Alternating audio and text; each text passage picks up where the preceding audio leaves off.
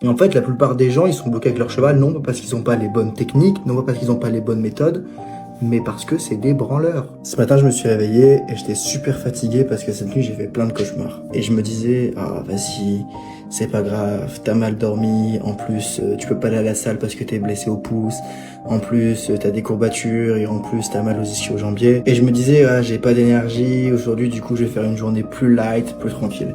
Et en fait, je me suis dit non, c'est hors de question et je me suis forcé littéralement toute la journée. Et on dit beaucoup, il faut s'écouter, il faut prendre le temps, il faut être à l'écoute de soi et tout. Et moi, je trouve que ce conseil-là, il a vraiment des grandes limites. Parce qu'aujourd'hui, que ce soit avec les chevaux, que ce soit avec mes élèves, que ce soit sur mon business ou autre, j'ai fait absolument tous les trucs que j'avais à faire dans ma journée. J'avais même envie d'aller au Burger King, mais finalement, je suis allé acheter mes légumes et j'ai fait mes meal prep pour toute la semaine. Et au final, ouais, c'était dur, c'était vraiment hardcore, mais il y a deux choses qui sont incroyables.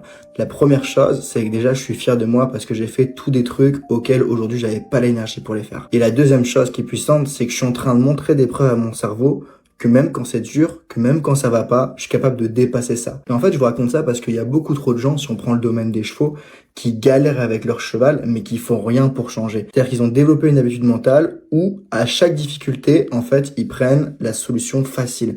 À chaque difficulté, ils abandonnent. Mon cheval ne sait pas gérer ses émotions, donc il sort pas en extérieur. Ah bah, j'arrête de sortir en extérieur. Et en fait, genre, ça peut paraître logique, mais est-ce que c'est vraiment un comportement qui va vous faire avancer? Et très souvent, pas du tout. La plupart des gens, ils sont bloqués avec leur cheval, non pas parce qu'ils n'ont pas les bonnes techniques, non pas parce qu'ils n'ont pas les bonnes méthodes, mais parce que c'est des branleurs, parce qu'ils ont pas envie de faire les efforts, parce qu'ils sont pas prêts à se bouger le cul. Et je sais que ça peut blesser des gens que je dise ça qui galèrent avec leur cheval, parce qu'il y a d'autres personnes qui, eux, passent beaucoup à l'action, mais ils ont juste pas les bons process. C'est-à-dire qu'ils font beaucoup d'actions, mais ils font juste pas les bonnes actions qu'ils devraient faire. Et ça, quand t'as pas de mentor pour t'en rendre compte, c'est difficile. Donc si aujourd'hui, toi, t'es quelqu'un où tu te bouges, mais tu sais pas vraiment par où commencer, eh bien, envoie-moi un message, parce que je sais ce que ça fait, et je pourrais t'aider avec ton cheval à débloquer ça dès aujourd'hui.